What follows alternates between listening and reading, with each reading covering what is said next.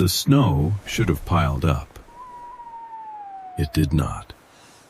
It touched the roof of Mara Ellery's cabin, held there for one pale breath, then began to move. First in thin white threads, then in loose ribbons, then in whole sheets that slid down the steep timber sides and spilled harmlessly into the grass. By the time Mara stepped back from the doorway, the roof above her was almost dark again. No weight, no sagging beam, no white mound waiting to crush the house in the night. The strangest cabin in Coldwater Notch was clearing itself. Mara stared up at it through the first snow of November and let herself smile for the first time in weeks, because every person in town had told her the same thing. That roof will kill you. 3 weeks earlier, she had not owned a roof at all. After her mother died, Mara stayed on the Rook farm because there was nowhere else to go. Silas Rook was not her father, but he had managed the place since Mara was a child, and he had always spoken as if the farm were his to judge. At first, the judgment came quietly. A smaller plate at supper, a shorter answer at the well. A door closed before she reached the room. Then, one rainy evening, Silas sat across from her with his hands folded beside the lamp. "You are 20 now," he said. Mara looked toward Aunt Nell, who was mending a sleeve by the stove. Nell did not look up. Silas continued, "A grown woman needs her own roof." That was all. No shouting, no slammed table, no cruel speech worth fighting. Just a sentence laid down flat as a board. By dawn, Mara's blanket roll, her father's small tool chest, and 2 sacks of clothes were waiting outside beside the chopping block. Smoke drifted from the chimney she had helped keep alive since she was 12.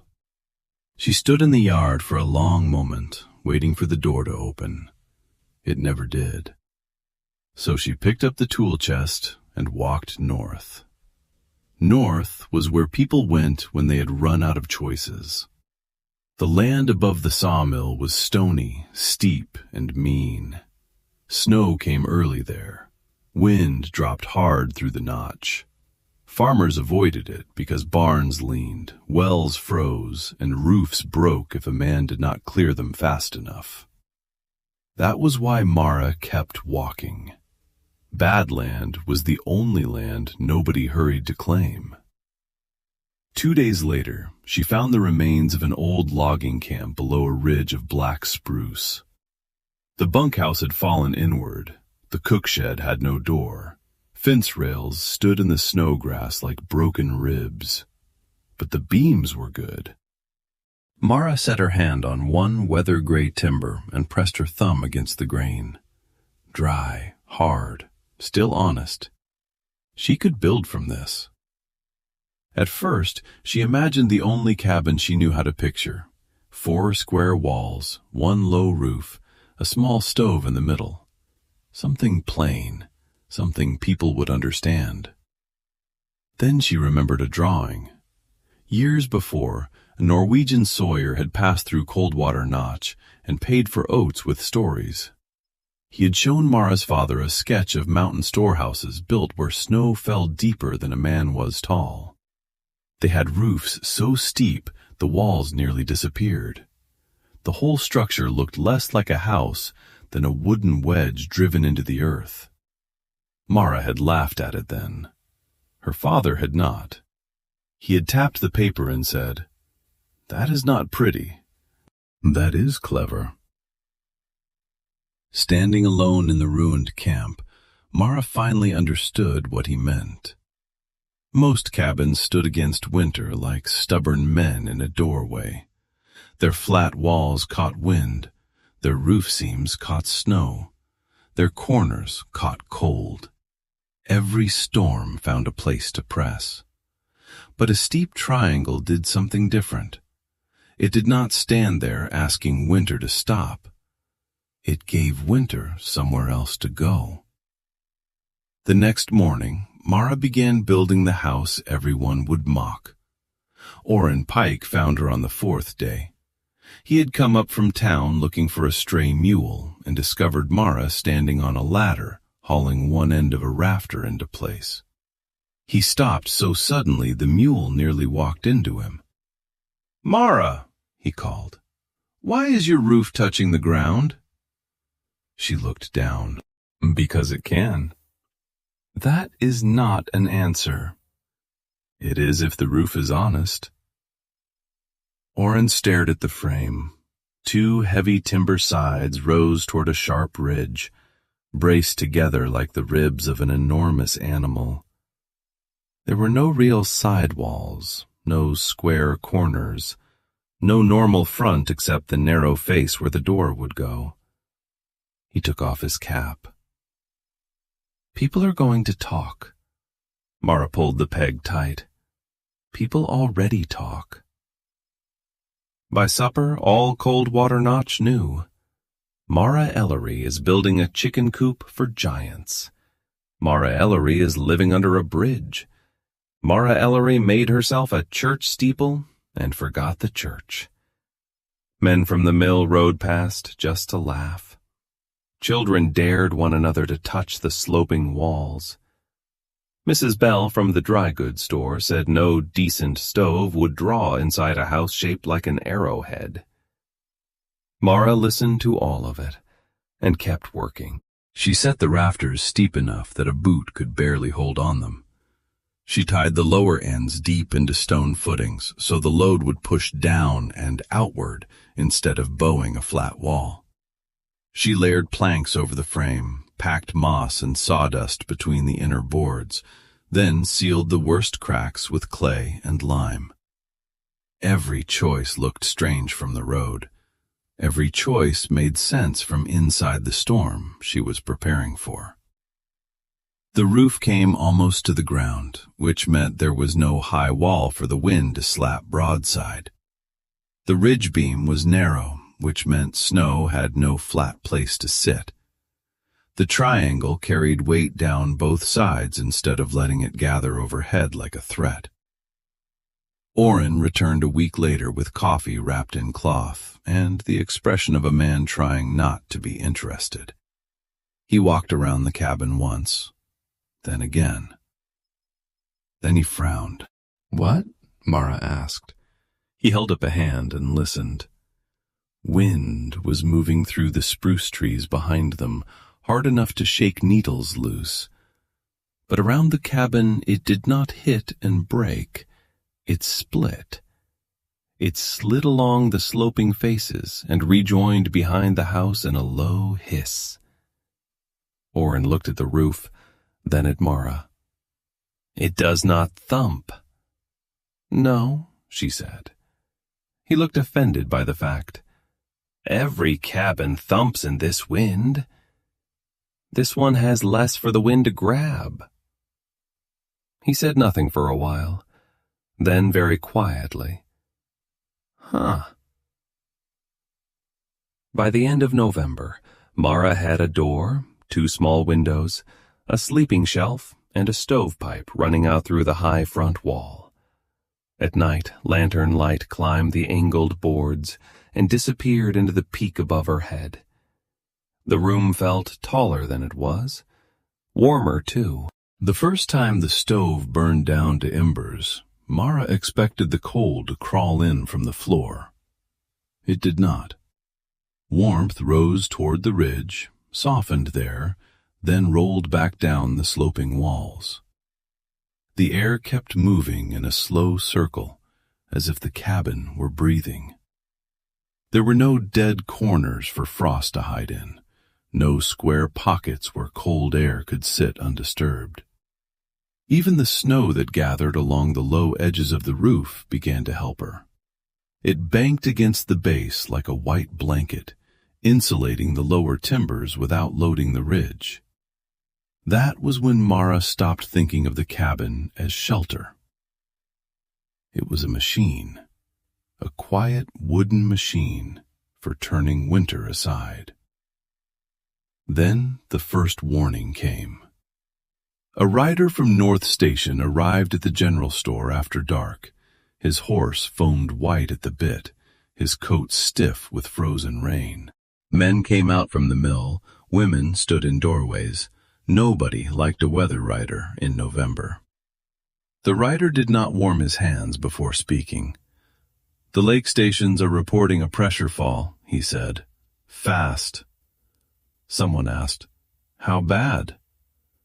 He looked north toward the ridgeline already swallowed in cloud. "Coldest start in 30 years. That night, Orrin climbed the road to Mara's cabin and found her stacking split wood beneath a canvas lean-to. "You heard?" he asked. She nodded. He looked at the pointed house, then at the dark sky, then back at her. "You staying here?" Mara set another piece of wood on the pile.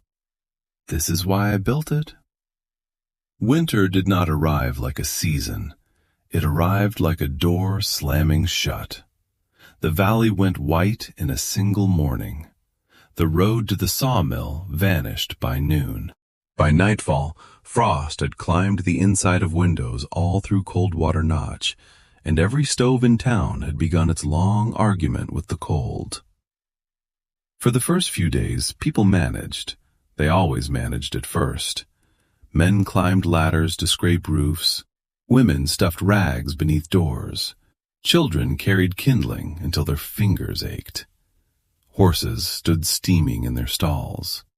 The church bell rope froze stiff. Then the cold dropped again, and again. The air became so sharp that people stopped speaking outdoors unless they had to. Breath froze in scarves. Axe handles burned bare hands. Roof snow turned heavy, then heavier, as new powder packed over old crust.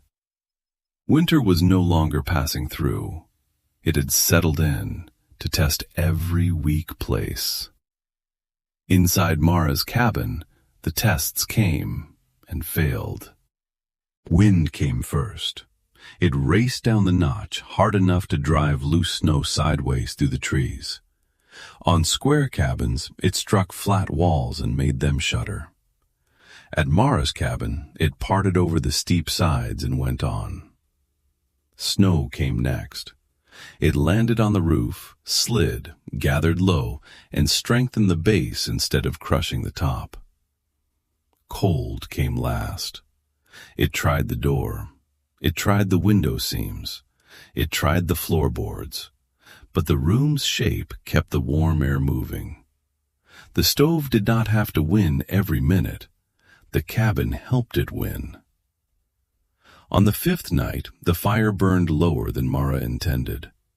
She woke in the dark and listened. No bean groaned. No draft whistled. No wall snapped in the freeze. Only the soft tick of embers and the low breath of wind sliding over wood. Mara lay still under her blanket and felt the strangest thing a poor woman can feel in a hard winter. A margin. Not comfort exactly, not safety yet, but room enough to make one more good decision. 2 days later, Orrin nearly fell through her door. He was covered in ice from hat to boot, his beard clotted white, one hand tucked under his coat where the cold had numbed it. Mara pulled him inside, shut the door with her shoulder, and wrapped his fingers in a warmed cloth. For several minutes, he said nothing. He just sat beside the stove and stared. Finally, he lifted his head. "This is impossible." Mara poured him broth. "Drink." "No, I mean it." He looked toward the peak, then the walls, then the floor. "There is no cold corner. There are no corners. That is not how houses work. It is how this one works." Orrin stood too quickly, winced, and walked from one side of the room to the other. He held his hand near the boards, then near the center, then near the door. "The heat is the same.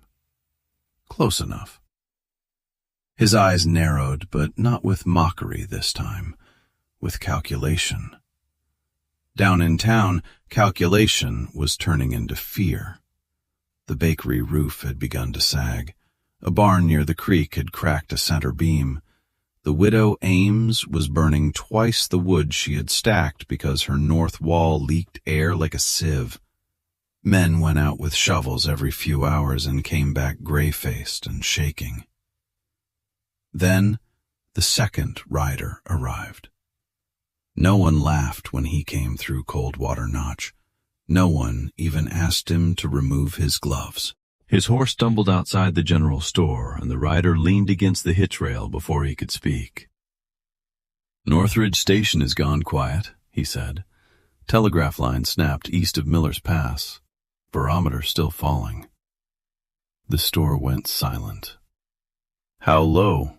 Silas Rook asked. The rider swallowed. They measured 43 below before the glass failed. The blizzard arrived after midnight. Mara woke to the sound first. Not wind exactly. A roar so deep it seemed to come from under the ground. Snow struck the cabin in white bursts. The windows vanished. The stovepipe trembled. Outside, the whole valley disappeared into moving darkness. Mara sat up, boots already on the floor, and waited for the thing everyone had promised. The snap, the shift, the fatal groan of foolish timber. It never came. The cabin leaned into nothing. It did not fight broadside. It had no broadside to offer. Wind climbed one slope, crossed the ridge, and tore away down the other. Snow clawed for a hold, failed, and slid into the growing banks below. The storm could hit it. But the storm could not keep its grip. By morning, Mara had to shoulder the door open against a drift. The world outside had no edges. Trees were gone behind blown snow. The road was gone. The ridge was gone. Even sound had changed, swallowed by the storm until the valley felt sealed inside a white wall. Then came the knocking. 3 soft strikes, then one more. Mara pulled the door open and caught Mrs. Bell as she pitched forward with a child in each arm. Behind her came Orrin. Behind Orrin came the miller's boy with blood frozen at one nostril. Behind him came another family, and another after that, bent nearly double as they fought the wind. No one had come to admire the strange cabin. They had come because it was the only place on the north road with a roof still clean enough to see. Mara moved without thinking. Children near the stove, wet mittens on the line, blankets along the lower walls, broth thinned with water. Firewood counted. Door opened only when hands were ready to pull the next person in. Each arrival reacted the same way. They stopped. They looked up. Outside, winter sounded like the end of the world. Inside, the air was steady. Not hot, not luxurious, not a miracle. Steady. Mrs. Bell, who had said the stove would never draw, pressed her palm against the sloping wall and whispered, "It is warm here, too." Mara looked at the roof boards above them. Yes. More people came over the next 3 days. The triangle that had looked too narrow from outside made room differently on the inside. Children slept along the low edges. Adults sat in the center. The stove warmed the rising air. The people warmed the rest. Every breath, every body, every ember joined the same slow circulation. The cabin held them not because it was large, because it wasted almost nothing. On the 7th day of the blizzard, the bakery roof collapsed. They heard it from the cabin as a dull, distant crack under the wind. Mrs. Bell closed her eyes. No one spoke for a while. On the 9th day, Silas Rook appeared at Mara's door. His face was raw with cold. His left sleeve was crusted with ice. Aunt Nell stood behind him, bent over, shivering so hard her teeth clicked. For one long second, Mara saw the chopping block at dawn, her blankets in the dirt, the farmhouse door that never opened. Then she stepped aside. "Come in," she said. Silas entered the house he had said she had no right to need. He looked around at the angled walls, the sleeping children, the stove, the roof that refused to carry snow. His mouth opened once, closed again. There was nothing useful for him to say. The storm lasted 12 days, 12 days of white air, 12 days of counted wood, 12 days of people listening to a roof that did not groan. When the wind finally died, the silence frightened them more than the noise had. Mara opened the door with Orrin's help, and morning sunlight fell across the floor. Coldwater Notch had been remade. Barns leaned like tired men. Porch roofs had snapped. The bakery was split open to the rafters. Smoke rose from only half the chimneys at first, then more as people dug one another out. But on the ridge road, one dark roof stood clean against the snow. Sharp. Strange. Unbroken. By spring, the road to Mara's cabin was worn flat by visitors. They came with string lines, notebooks, measuring rods, and questions they were embarrassed to ask. How steep did you set the rafters? How deep were the footings? How did you keep the stove from smoking? How much wood did you burn? Why did the wind pass over it like that? Mara answered some of them, not all. Orrin liked to stand nearby when they asked. He never mentioned the jokes unless someone else did first.